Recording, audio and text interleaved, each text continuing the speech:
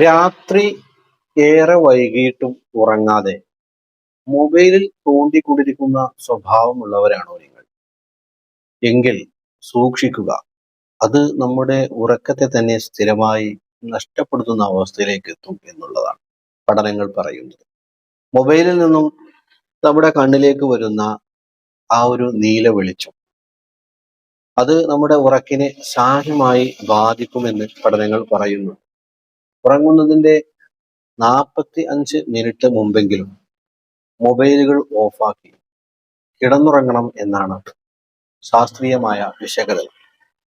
അതുപോലെ തന്നെ നമ്മുടെ ഉറക്കത്തെ കൊണ്ടുവരുന്ന ഉറക്കത്തിന് ആവശ്യമായ മെലാറ്റോണിൻ എന്ന് പറയുന്ന ഹോർമോൺ, ആ ഹോർമോൺ ഉൽപ്പാദിപ്പിക്കാൻ നമ്മൾ കിടന്നുറങ്ങുന്ന സമയത്ത് മറ്റു വെളിച്ചങ്ങളോ മൊബൈലിന്റെ വെളിച്ചങ്ങളോ ഒന്നും ഇല്ലാതെ ഇരുട്ട് നിറഞ്ഞ ഒരു പ്രതലത്തിലായിരിക്കണം നാം ഉറങ്ങാൻ കിടക്കേണ്ടത് എന്നും പഠനങ്ങൾ പറയുന്നുണ്ട്.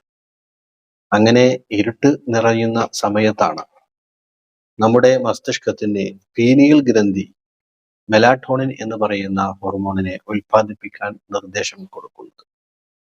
തീർച്ചയായിട്ടും ഉറക്കം എന്ന് പറയുന്നത് ഒരു വിശ്രമ വേളയാക്കി എന്ന് വിശുദ്ധ ഖുർആൻ പറയുന്നുണ്ട്. വജഅൽനാ നൗമക്കും സുബാത.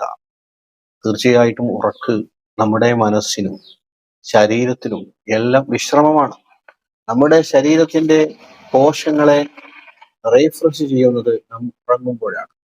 നമ്മുടെ മനസ്സിനെ റീഫ്രഷ് ചെയ്യുന്നതും നാം ഉറങ്ങുന്ന സമയത്താണ്.